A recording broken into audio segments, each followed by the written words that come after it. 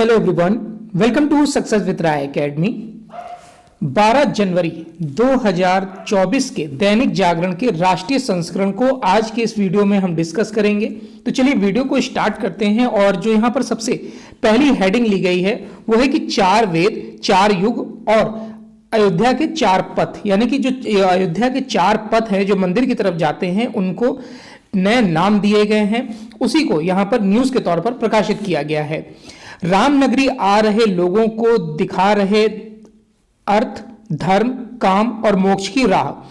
धर्म पथ, राम पथ, भक्ति पथ और जन्मभूमि पथ पर अद्भुत अनुभूति। देखिए अयोध्या में क्या बदला है, अगर हम इसकी बात करें तो अब बहुत कुछ बदलने जा रहा है। यह सहज ही प्रश्न सबके मन में उठता है। उत्तर उन 4 पथों से गुजरकर मिल जाएगा जो न केवल सहज दृष्टिकोण से प्रतीत होते हैं बल्कि अनुभूत भी होते हैं। लता मंगेशकर चौक से लखनऊ गोरखपुर हाईवे को जोड़ने वाला 2 किलोमीटर लंबा 4 लेन का धर्म पथ, शहादतगंज से लता मंगेशकर चौक को जोड़ने वाला 12.94 किलोमीटर लंबा 4 लेन का राम पथ और राम पथ से ही लगा श्रृंगार हाट से हनुमानगढ़ी तक जाने वाला 4 लेन का 742 मीटर लंबा भक्ति पथ और इसी तरह राम पथ पर ही सुग्रीव किला, बिरला धर्मशाला से होते हुए राम जन्मभूमि मंदिर तक जाने वाला 2 लेन का 580 मीटर लंबा जन्मभूमि पथ है। आज का जो राम पथ है वो पहले काफ़ी उबड़ खाबड़ था और उस पर स्थिति ऐसी नहीं थी, काफ़ी अतिक्रमण था, लोग बहुत सावधानी से उसमें चलते थे, लोगों को काफ़ी दिक्कतें होती थी, उदासीन नज़र आते थे उस रोड पर चलने से। लेकिन आज अगर देखा जाए तो वो रोड लाइटों से और अच्छे रख रखाव से रोड की मरम्मत की गई है, लाइटें लगाई गई हैं, साफ सफाई है। तो एक तरीके से एक नया अयोध्या बना है जिसको यहाँ पर इंगित किया गया है। मतलब हर तरीके से विकास कर रहा है, चाहे वो नया रेलवे स्टेशन हो या फिर अंतर्राष्ट्रीय हवाई अड्डा हो जिसमें कि अहमदाबाद से अब डायरेक्ट हवाई यात्रा कर सकेंगे आप अयोध्या की, और भी शहरों से, राज्यों से अयोध्या को यानी उत्तर प्रदेश को जोड़ा जा रहा है। नेक्स्ट न्यूज़ पर आते हैं। भाजपा ने कांग्रेस को हिंदू धर्म और संस्कृति का विरोधी बताया है। देखिए मोदी का विरोध करते करते देश विरोधी व भगवान के विरोधी हो गए हैं कांग्रेसी। मौजूदा कांग्रेस को बताया नेहरू कांग्रेस जो महात्मा गांधी की कांग्रेस से भिन्न है। ये सारी बातें बोली हैं सुधांशु त्रिवेदी ने जो कि प्रवक्ता हैं बीजेपी के। जिस तरीके से अयोध्या में भगवान राम का प्राण प्रतिष्ठा का कार्यक्रम है उसका आमंत्रण दिया गया था सोनिया गांधी और कांग्रेस अध्यक्ष मल्लिकार्जुन खड़गे और अधीर रंजन चौधरी को, तो वो उन्होंने ठुकरा दिया है। भाजपा नेता सुधांशु त्रिवेदी ने सोमनाथ से लेकर भगवान राम को मिथक बताने तक के कई अवसरों का हवाला देते हुए कहा कि आमंत्रण ठुकराना कांग्रेस की पुरानी प्रवृत्ति रही है। इन्होंने यहाँ पर कुछ उदाहरण भी दिए हैं, जैसे कि प्रतिष्ठा को 500 वर्ष के बाद भारत के स्वाभिमान के रूप में देखा जा रहा है, ऐतिहासिक अवसर के रूप में देखा जा रहा है।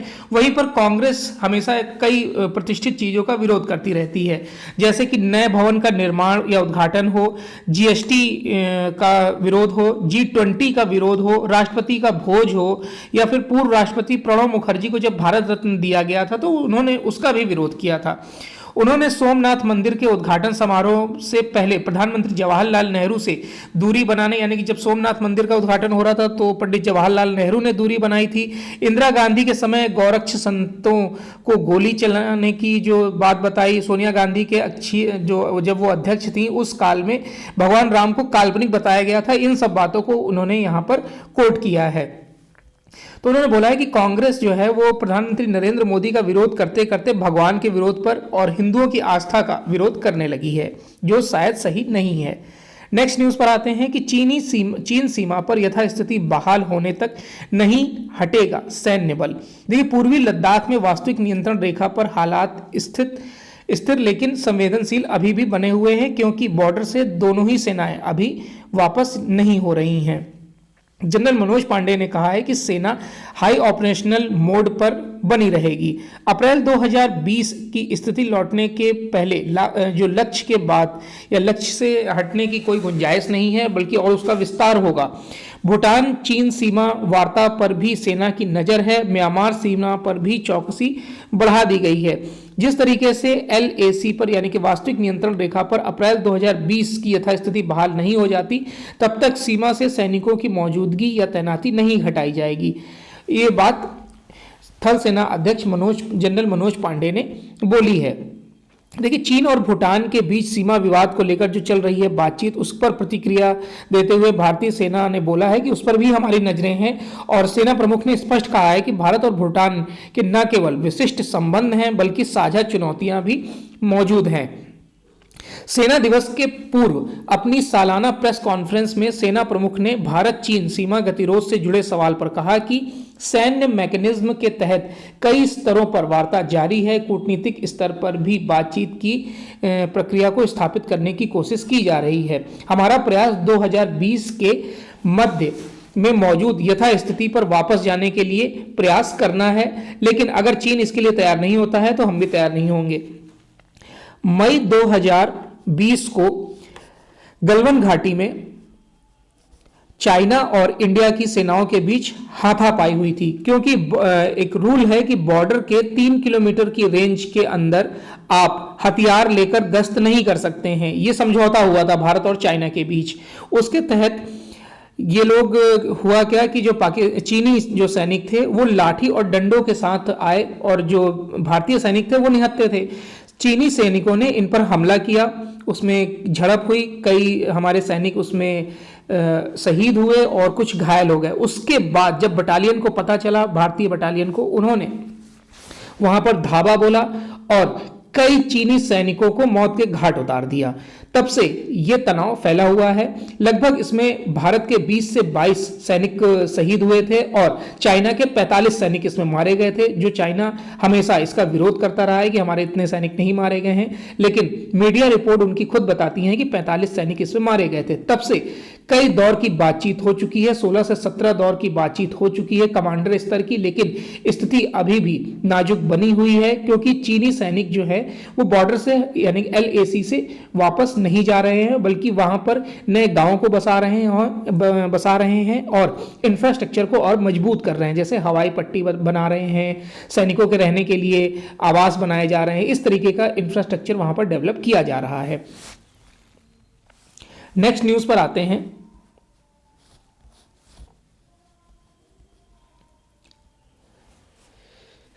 इस न्यूज को स्किप करेंगे, ये न्यूज देख लेते हैं कि संसद का बजट सत्र 31 जनवरी से। देखिए, संसद के 3 सत्र होते हैं। पहला सत्र होता है बजट सत्र, जो फरवरी से लेकर अप्रैल तक चलता है। फरवरी में बजट पेश किया जाता है और मार्च से अप्रैल तक इसमें आपत्तियां ली जाती हैं। लेकिन ये चुनावी वर्ष है, इसलिए अंतरिम बजट पेश किया जाएगा। पूर्णकालिक बजट चुनाव के बाद पेश किया जाएगा। दूसरा होता है मानसून सत्र। मानसून सत्र जो जुलाई, अगस्त या सितंबर में होता है। हालांकि अगस्त से सितंबर के बीच मानसून सत्र चलाया जाता है। और तीसरा होता है शीतकालीन सत्र। शीतकालीन सत्र जो नवंबर और दिसंबर में चलाया जाता है। तो ये 3 सत्र होते हैं, आपको पता होना चाहिए। तो ये पहला सत्र है बजट सत्र, जो 31 जनवरी से 9 फरवरी तक चलेगा। इसी बीच बजट प्रस्तुत किया जाएगा, जो आंतरिक बजट होगा। आम चुनाव की घोषणा से पहले 17वीं लोकसभा का ये आखिरी सत्र होगा। 17वीं लोकसभा का कार्यकाल 16 जून को समाप्त हो रहा है। वर्ष 2019 में लोकसभा चुनाव की घोषणा के बाद 10 मार्च को जो चुनाव की घोषणा है 2019 में 10 मार्च को की गई थी। 11 अप्रैल से 19 मई के बीच 7 चरणों में चुनाव कराए गए थे। नेक्स्ट न्यूज पर आते हैं। यहां पर मौसम के बारे में दिया गया है कि राजस्थान में कई इलाकों में शून्य से भी नीचे तापमान रहा, -3 डिग्री तक गया है। ये न्यूज इंपॉर्टेंट नहीं है। चलिए, स्वच्छता के 7वें शिखर पर पहुंचा इंदौर, सूरत भी अव्वल। 7वां वर्ष है जब इंदौर पहले स्थान पर है, लेकिन इस बार उसने स्थान साझा किया है गुजरात के सूरत के साथ। स्वच्छता सर्वेक्षण 2023 में महाराष्ट्र राज्य में शीर्ष, राज्यों में अगर देखा जाए तो महाराष्ट्र शीर्ष पर है। वाराणसी व प्रयागराज में गंगा तटीय शहरों में बाजी मारी है, यानी कि गंगा के किनारे जो शहर हैं उसमें वाराणसी अव्वल है और प्रयागराज अव्वल है। इंदौर जो है वो स्वच्छता के 7वें शिखर पर है और आवासन एवं शहरी कार्य मंत्रालय की ओर से जो कराया गया है स्वच्छ सर्वेक्षण 2023 में इंदौर को शीर्ष स्थान सूरत के साथ साझा करना पड़ा है। लेकिन लगातार 7 वर्षों से चोटी पर बना रहना स्वच्छता के मामले में कोई आसान बात नहीं है, क्योंकि साफ सफाई रखना और उसको मेंटेन रखना बहुत बड़ी बात है। राष्ट्रपति द्रौपदी मुर्मू ने गुरुवार को 8वें स्वच्छता सर्वेक्षण के आधार पर विजेताओं को पुरस्कृत किया। नवी मुंबई ने तीसरा और विशाखापट्टनम ने चौथा स्थान हासिल किया है। इंदौर और सूरत पिछले वर्ष पहले और दूसरे स्थान पर थे, यानी कि सूरत ने अच्छी रिकवरी करी है। इस बार सूरत ने बेहतर प्रदर्शन किया है। इसके साथ ही जो 7 स्टार रेटिंग वाले शहर हैं, पिछले वर्ष से तुलना की जाए तो शीर्ष 4 स्थानों में कोई फेरबदल नहीं हुआ है। लेकिन भोपाल जो है वो 6ठे स्थान से उठकर 5वें स्थान पर आ गया है। विजयवाड़ा पिछले 5वें नंबर पर था, लेकिन इस बार वह 6ठे स्थान पर चला गया है। अगर दिल्ली नगर पालिका परिषद यानी कि NDMC की बात करें तो वो पिछले 9वें स्थान पर था, लेकिन इस बार वो 7वें स्थान पर आया है। सबसे स्वच्छ राज्य की श्रेणी में महाराष्ट्र ने मध्य प्रदेश को पछाड़कर पहला स्थान हासिल किया है। छत्तीसगढ़ तीसरे स्थान पर है, यानी कि राज्यों में पहला महाराष्ट्र, दूसरा मध्य प्रदेश और तीसरा छत्तीसगढ़ रहा है। ये भी अच्छी बातें हैं। जब आप सफाई करते हैं, साफ सफाई करते हैं तो उसका अलग ही प्रभाव पड़ता है। छत्तीसगढ़ का पाटन दूसरे और महाराष्ट्र का लोनावला तीसरे स्थान पर रहा है, अगर हम बात करें टॉप 5 में स्थानों में। चलिए, इसके लिए हालांकि एक अलग से वीडियो बना दिया जाएगा क्योंकि ये इंपॉर्टेंट टॉपिक है। नेक्स्ट न्यूज़ पर आते हैं। स्वच्छ रैंकिंग में NDMC को 7वां और MCD को 90वां स्थान मिला है। इस न्यूज़ को हमने हालांकि डिस्कस कर लिया है। जो टॉप 5 राज्य होंगे या फिर जो शहर होंगे वही इंपॉर्टेंट होते हैं। नेक्स्ट न्यूज़ है दिल्ली हाईकोर्ट की एक टिप्पणी कि पिता के गुणसूत्र तय करते हैं बच्चे का लिंग। हाईकोर्ट वंश की चिंता में बहुओं को परेशान करने वाले ससुराल जन होते हैं उनको शिक्षित करने की आवश्यकता है, ये हाईकोर्ट ने बोला है। दहेज हत्या से जुड़े एक मामले में आरोपित पति की जमानत याचिका इसमें खारिज कर दी गई है और इसमें एक ये भी कोट किया गया है कि कभी कभी होता क्या है कि बहुओं को इसलिए परेशान किया जाता है क्योंकि वो वंश को नहीं बढ़ा पाती हैं, लेकिन इसमें अहम रोल पिता का होता है क्योंकि उसके गुणसूत्र तय करते हैं बच्चे का लिंग। यानी कि अगर वो बेटियां पैदा करती हैं तो भी उन्हें परेशान किया जाता है। तो इसलिए ससुरालियों को यानी ससुराल जो पक्ष है उनको शिक्षित करने की जरूरत है, क्योंकि आज के समय में बेटियां जो है वो बेटों से किसी भी मामले में कम नहीं है। कई ऐसे उदाहरण हैं जो आप स्वयं जानते हैं, उसे पेपर में या फिर इस वीडियो में बताने की जरूरत नहीं है। नेक्स्ट न्यूज पर आते हैं। विधानसभा चुनाव से पूर्व दिल्ली में दौड़ सकती है नमो भारत ट्रेन। देखिए, न्यू अशोक नगर तक वायाडक्ट निर्माण पूरा, 6 माह में सराय काले खां तक ट्रैक बन जाने के आसार। दीपावली से पहले शुरू हो जाएगा ट्रायल। मार्च 2025 से 2 माह पूर्व ही किया जा सकता है उद्घाटन। अब इसमें दिल्ली मेरठ RRTS कॉरिडोर जो बनाया जा रहा है, यानी कि रैपिड रेलवे नेटवर्क जो बनाया जा रहा है, जिसमें दिल्ली, मेरठ, गाजियाबाद और इन सब शहरों को जोड़ा जाएगा, कनेक्टिविटी इनकी की जाएगी। उसमें 17 किलोमीटर लंबे प्राथमिक खंड यानी कि साहिबाबाद से दुहाई के बीच भले ही कुछ माह का विलंब हो गया हो, लेकिन 14 किलोमीटर के जो दिल्ली ट्रैक पर नमो भारत ट्रेन समय से पहले दौड़ सकती है। इसके लिए साहिबाबाद से सराय काले खां तक ट्रैक बनाने का काम काफी तेजी से चल रहा है। राष्ट्रीय राजधानी क्षेत्र परिवहन निगम के अधिकारी बताते हैं कि Anand Vihar underground station corridor के एलिवेटेड सेक्शन से जुड़ गया है। न्यू अशोक नगर से आनंद विहार अंडरग्राउंड स्टेशन के बीच की दूरी लगभग 7 किलोमीटर है और अंडरग्राउंड हिस्से के तहत यहां पर आनंद विहार के दोनों ओर 4 समानांतर सुरंग बनाई गई हैं। चलिए नेक्स्ट न्यूज पर आते हैं। प्रधानमंत्री नरेंद्र मोदी आज करेंगे भारत के सबसे लंबे पुल का उद्घाटन। इसकी जो लागत है वो है 17,843 करोड़ रुपए। इसकी लंबाई है 22 किलोमीटर, जो समुद्र पर है 16.5 किलोमीटर और जमीन पर है 5.5 किलोमीटर। 6 लेन का ये ट्रैक होगा, जिसमें कि 2 लेन जो होंगे वो आपातकालीन होंगे। इसमें हर दिन 17,000 वाहन गुजरेंगे, 4 व्हीलर गुजरेंगे और भारी वाहनों को अभी इसमें छूट नहीं दी गई है और 250 रुपये इसका टोल टैक्स रखा गया है।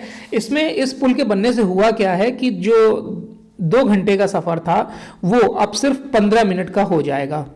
इस तरीके से इस पुल का निर्माण किया गया है।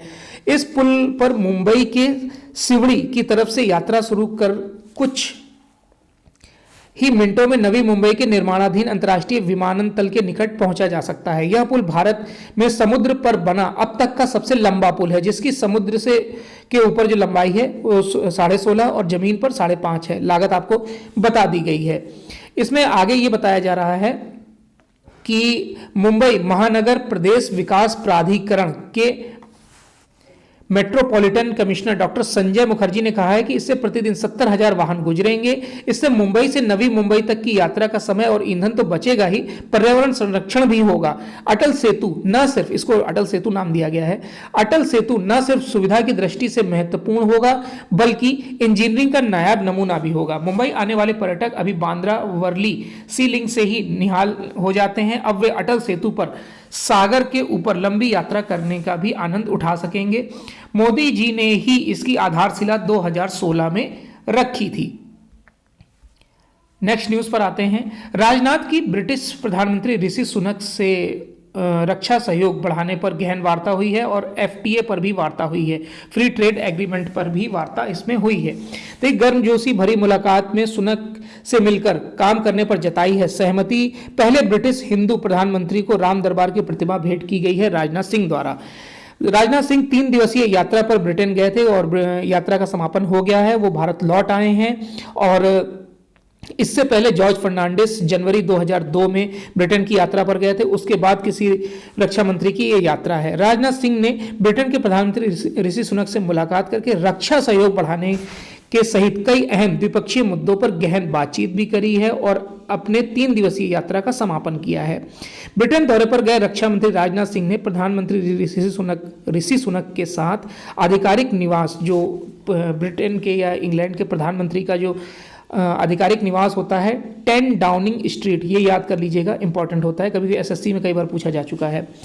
10 डाउनिंग स्ट्रीट में मुलाकात के दौरान कहा कि दोनों देशों ने अपने ऐतिहासिक संबंधों को आधुनिक बहुआयामी और पारस्परिक रूप से लाभप्रद साझेदारी में ढालने का पर प्रगति दी है। ब्रिटेन के प्रधानमंत्री ऋषि सुनक ने भी व्यापार, रक्षा और प्रौद्योगिकी के क्षेत्र में दोनों देशों के साथ मिलकर काम करने पर सहमति व्यक्त की है। साथ ही उम्मीद जताई है कि दोनों देशों के बीच चल रही मुक्त व्यापार समझौते को सफल निष्कर्ष तक पहुंचाया जा सकता है। एफटीए को लेकर एक वीडियो बनाया गया है जो आप चैनल पर जाकर देख सकते हैं। प्लेलिस्ट अभी रेडी नहीं है, प्लेलिस्ट तैयार कर दी जाएगी जिसमें इम्पॉर्टेंट टॉपिक 2024 करके एक प्लेलिस्ट बनाई जाएगी जिसमें 2024 के इंपॉर्टेंट जितने भी टॉपिक होंगे उनको एक जगह समाहित किया जाएगा। नेक्स्ट न्यूज पर आते हैं कि दवा निर्यात को सुगम बनाने पर अमेरिका से बात करेगा भारत। देखिए, अमेरिका की व्यापार मंत्री 12 से 14 जनवरी को भारत के दौरे पर आ रही हैं। US India trade policy forum की बैठक में हिस्सा भी लेंगी वो। और मछली पकड़ने के दौरान जो कछुओं के फंसने से अमेरिका नहीं खाता है भारतीय मछली, इस पर भी होगी बात। यानी कि उसमें अगर कछुआ पकड़ लिया गया है तो मछली नहीं खाता है, बड़ी विचित्र बात है। US India trade policy forum की बैठक में अमेरिका वीजा के नियमों को आसान बनाने पर बातचीत होगी और इसी मसले पर जो व्यापार मंत्री हैं अमेरिका की, वो भारत के दौरे पर आ रही हैं। अमेरिका के बाजार में भारतीय दवा और झींगा सहित अन्य समुद्री उत्पाद के निर्यात को आसान बनाने के लिए भी अमेरिका से बातचीत की जाएगी। अमेरिका में काम करने वाले कामगारों की सामाजिक सुरक्षा को लेकर भी इन दोनों देशों के बीच चर्चा होगी। आगे बताया गया है कि वाणिज्य मंत्रालय के अधिकारियों के मुताबिक अमेरिका जाने के लिए बिजनेस वीजा E1 और E2 लेने में काफ़ी समय लग जाता है। भारत चाहता है कि इन दोनों श्रेणियों में वीजा लेने में कम से कम समय लगे। देखिए, आयात और निर्यात से जुड़े कारोबारियों को E1 वीजा की जरूरत होती है और अमेरिका में निवेश के आधार पर काम करने वालों को E2 वीजा की जरूरत होती है। अगर मंत्रालय की बात करें तो दवा निर्यात को भारत बढ़ावा देना चाहता है, अमेरिका भी ये चाहता है, लेकिन इसमें तेजी लाने के लिए भारतीय दवा उत्पादकों का अमेरिकी अधिकारियों की तरफ से निरीक्षण जरूरी है। भारत इस निरीक्षण को जल्दी करवाने की मांग अमेरिका के समक्ष रख सकता है। दवा निर्यात के साथ भारत अमेरिका में समुद्री उत्पाद को निर्यात में तेजी लाना चाहता है, लेकिन अमेरिका का कहना है कि वह भारत में झींगा व अन्य समुद्री उत्पादों के पकड़ने के दौरान जाल में कछुए भी फंस जाते हैं, इसलिए अमेरिका भारत से इन वस्तुओं का आयात नहीं करता है। मंत्रालय के अधिकारियों के मुताबिक भारत ने उससे बचने के लिए जाल विकसित कर लिया है और भारत चाहता है कि अमेरिका जल्द से जल्द उसका निरीक्षण कर ले। नेक्स्ट न्यूज है, हिंदी में मिलेंगे वैश्विक विश्वविद्यालय के कोर्स, अनुवाद उपलब्ध कराएगी कोर्सेरा। यह भी न्यूज महत्वपूर्ण है क्योंकि शीर्ष भारतीय संस्थानों के 40 से अधिक कोर्स जो है वो 18 भाषाओं में उसका अनुवाद किया जाएगा। शिक्षा का वैश्विक केंद्र बनने के भारत के लक्ष्य को हासिल करने में मदद मिलेगी। देखिए येल, जैसे यहाँ लिखा गया है, येल, मिशिगन जैसे वैश्विक विश्वविद्यालयों के कोर्स अब हिंदी में भी उपलब्ध होंगे। अधिकारियों ने गुरुवार को बताया कि ऑनलाइन लर्निंग प्लेटफॉर्म कोर्सेरा इन विश्वविद्यालयों के 4,000 कोर्सों का हिंदी में अनुवाद करेगा। इसके साथ ही वह नया AI इंटेलिजेंस फीचर भी लॉन्च करेगा। इसमें कहा गया है कि येल विश्वविद्यालय ने generative AI for everyone from deep learning और AI the science of well being जैसे कई, मिशिगन जैसे विश्वविद्यालय ने भी प्रोग्रामिंग फॉर एवरीबॉडी और IBM ने व्हाट इज डाटा साइंस जैसे पाठ्यक्रम को भी लॉन्च किया है, यानी कि उपलब्ध कराया है। जल्द ही ये पाठ्यक्रम हिंदी में उपलब्ध होंगे। शीर्ष भारतीय संस्थानों के 40 से अधिक पाठ्यक्रम जैसे कि बिट्स पिलानी से इलेक्ट्रोडक्शन टू प्रोग्रामिंग, भारतीय प्रबंधन संस्था अहमदाबाद से लीडरशिप स्किल और इंडियन स्कूल ऑफ बिजनेस से ट्रेडिंग बेसिक्स का फ्रेंच, स्पेनिश, जर्मन और थाई सहित 18 भाषाओं में अनुवाद किया जाएगा, जिसमें हिंदी भी प्रमुख है। कोर्सेरा के मुख्य कार्यकारी अधिकारी ने बताया कि हमने 4000 से ज़्यादा पाठ्यक्रमों को हिंदी में अनुवाद करने के लिए आर्टिफिशियल इंटेलिजेंस का इस्तेमाल किया है। उन्होंने कहा कि हमारा लक्ष्य हर किसी के लिए उच्च गुणवत्ता वाली शिक्षा उपलब्ध कराना है।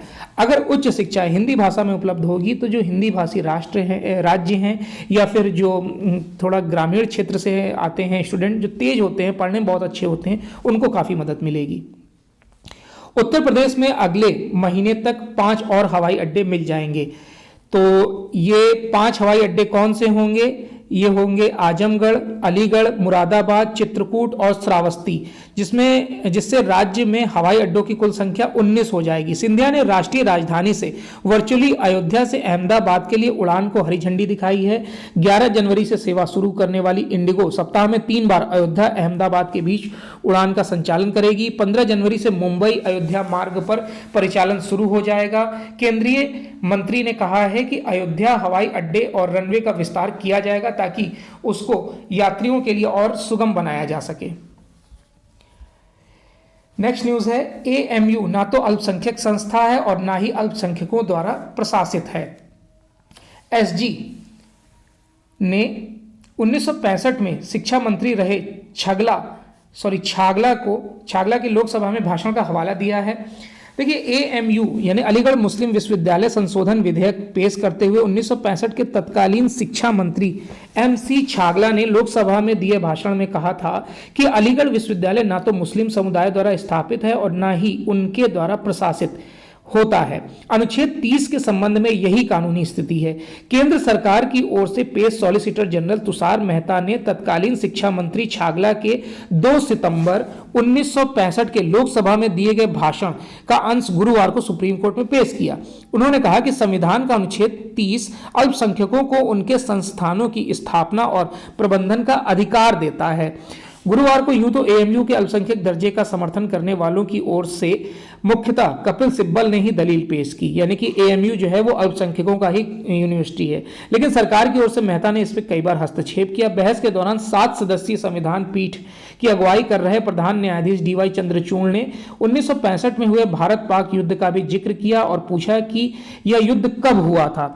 तो इस बात को लेकर छागला के 3 सितंबर 1965 के लोकसभा में दिए भाषण में कहा गया कि हम इस समय अघोषित युद्ध की स्थिति में हैं। तो प्रधान न्यायाधीश ने कहा कि इससे संशोधन के उद्देश्य पर कुछ प्रकाश पड़ता है। मेहता ने पाकिस्तान की ओर से जो छद्म युद्ध जारी रखने की ओर इशारा करते हुए कहा कि अघोषित युद्ध तो अभी तक चल रहा है।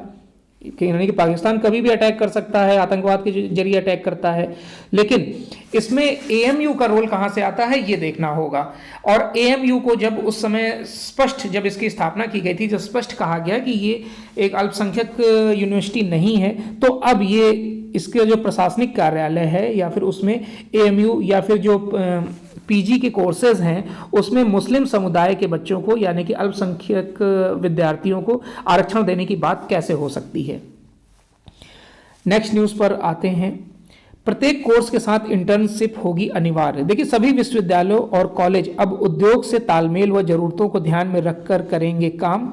उच्च शिक्षण संस्थानों तथा उद्योगों के बीच जुड़ाव बढ़ाने के लिए यूजीसी ने जारी की है गाइडलाइन।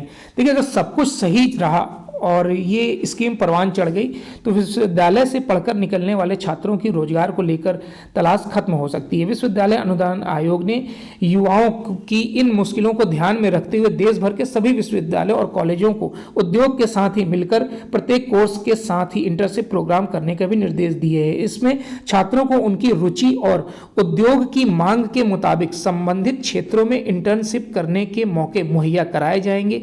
साथ ही इसके भी प्रयास किए जाएंगे कि उद्योग इंटर्नशिप कराने वाले छात्रों को अपने यहाँ नौकरी में प्राथमिकता दें। और ये सभी कार्य हो रहा है एनईपी के तहत यानी कि न्यू एजुकेशन पॉलिसी के तहत। नेक्स्ट पेज है एडिटोरियल पेज। एडिटोरियल पेज में पहला आर्टिकल है कि आर्थिक प्रगति में रोड़ा है रेवड़ियां, यानी कि जो जनता, यदि जनता की आर्थिक स्थिति में सुधार करना ही लक्ष्य है तो फिर सरकारों को वृद्धि के ऐसे पौधे रोपने चाहिए जिससे लोगों का निरंतर फल मिलता रहे। इसी पर आर्टिकल लिखा गया है सेबी और एलआईसी के पूर्व चेयरमैन जीएन वाजपेयी द्वारा।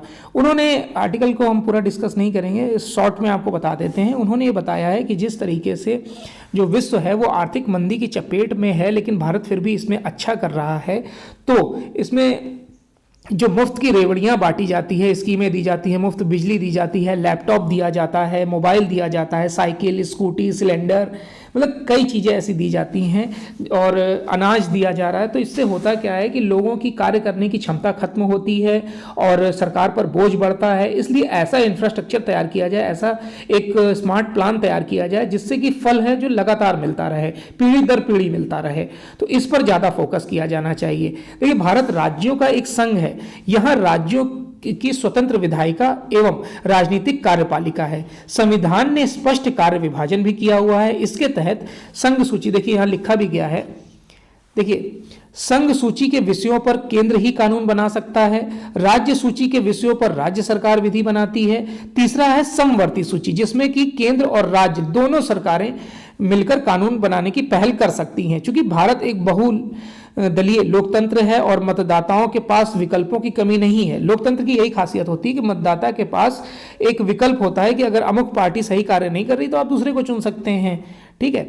लेकिन इसके चलते चुनाव में क्या होता है कि दबाव बन जाता है पार्टियों के पास कि उनका मतदाता कहीं चला ना जाए, यानी कि वोट प्रतिशत उनका कम ना हो जाए, उनसे सत्ता ना चली जाए। इसलिए वो क्या करते हैं कि लोक लुभावन वादे करने लगते हैं। इसके चलते चुनाव में मुफ्त योजनाएं एवं आकर्षक पेशकश की बाढ़ आने लगती है, जिससे राज्य के वित्तीय संसाधनों पर दबाव पड़ता है। उसी में से एक है ओपीएस, ओल्ड पेंशन स्कीम, जिसमें झारखंड ने ओल्ड पेंशन स्कीम दे दी है और कई ऐसे राज्य हैं जो इसको देना चाहते हैं, जबकि कई गवर्नर ने, आरबीआई के भूतपूर्व गवर्नर ने या फिर जो वर्तमान गवर्नर हैं डॉक्टर शक्तिकांत दास, उन्होंने भी चेतावनी दी है कि ये किसी भी स्थिति में सही नहीं होगा।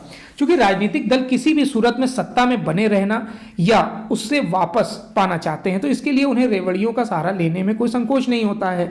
इसमें भी प्रतिद्वंदी को मात देने के लिए बड़ी बड़ी घोषणाओं की अंतहीन होड़ चल पड़ती है। इन रेवड़ियों से मतदाताओं को भले ही कुछ तात्कालिक लाभ मिल जाए, लेकिन बड़े दूरगामी नुकसान भी इसमें उठाने पड़ते हैं। पूंजीगत निवेश के अभाव से पिछड़ापन हावी हो जाता है। अगर हम 6 दशकों की बात करें तो ऐसी स्थिति से ही देश जूझ रहा है। ऐसे में रेवड़ियों का लंबा चलने वाला सिलसिला अर्थव्यवस्था की गाड़ी को पटरी से उतार सकता है।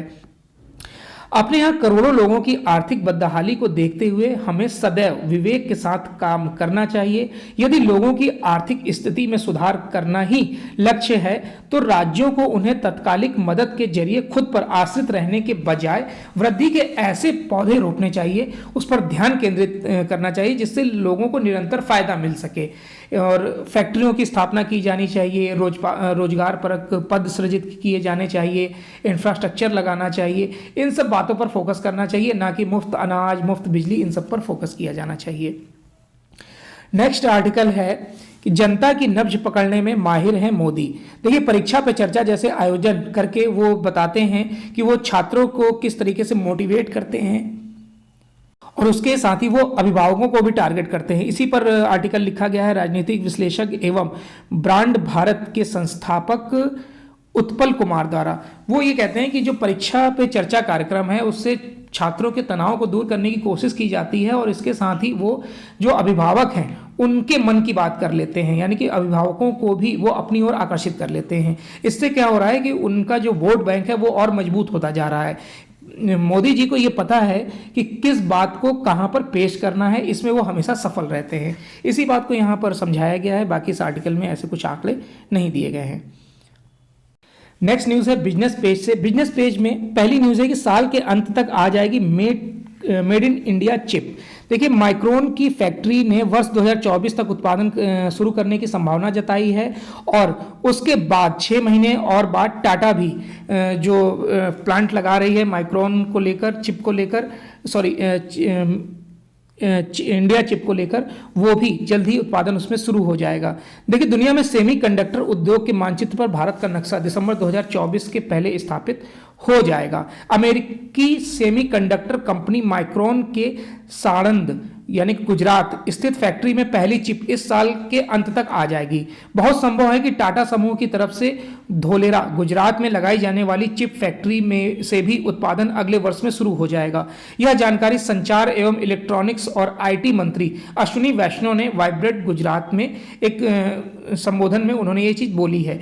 माइक्रोन चिप निर्माण के मदद के लिए कुल 250 तरह के सामानों की जरूरत होती है। इन्हें तैयार करने वाली कई कंपनियां सरकार से संपर्क में हैं और कोशिश है कि मैन्युफैक्चरिंग का सारा सप्लाई चेन यहां बनेगा। नेक्स्ट न्यूज पर आते हैं। गिफ्ट सिटी की कंपनियों को सीधे सूचीबद्ध होने का मिलेगा मौका।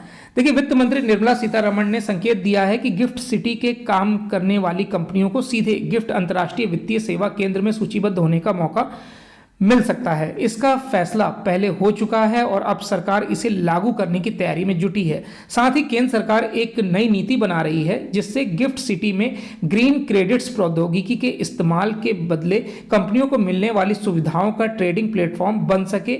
और यहाँ यह बात वित्त मंत्री ने गुजरात वाइब्रेट सम्मेलन 2024 में आयोजित एक कार्यक्रम में बोली है। टीसीएस को 8.2% का यानी कि 11,734 करोड़ का शुद्ध लाभ पहली तिमाही में हुआ है और इसमें यह बताया गया है चालू वित्त वर्ष की तीसरी तिमाही में और इसी तीसरी तिमाही में 2023 में 60,553 करोड़ रुपए इनका रहा था कारोबार, लेकिन इन्फोसिस को 7.3% का इसमें घाटा हुआ है। नेक्स्ट न्यूज पर आते हैं। ग्रीन हाइड्रोजन के लिए 9 कंपनियों का चयन किया गया है। देखिए, देश में सालाना 4.5 लाख टन ग्रीन हाइड्रोजन के लिए उत्पादन संयंत्र स्थापित करने को लेकर सरकार ने कुल 9 कंपनियों का चयन किया है। इन कंपनियों में Reliance green hydrogen, green chemicals, Esme cleantech solution प्रमुख है। तो इसमें आगे ये बताया गया है कि solar energy corporation of India ने ग्रीन हाइड्रोजन से जुड़ी सॉफ्ट साइड योजना के पहले चरण के लिए 10 जुलाई 2023 को आवेदन मांगे थे। योजना के तहत कुल 12 कंपनियों की निविदाएं उत्पादन के लिए आमंत्रित की गई थी, जिसमें कि 9 कंपनियों को शॉर्टलिस्ट किया गया है और इसमें अब उत्पादन कब से होगा या फिर किसको फाइनल दिया जाएगा ये आने वाले समय में पता चलेगा। क्रिप्टो के प्रति नजरिए में बदलाव नहीं, शक्तिकांत दास।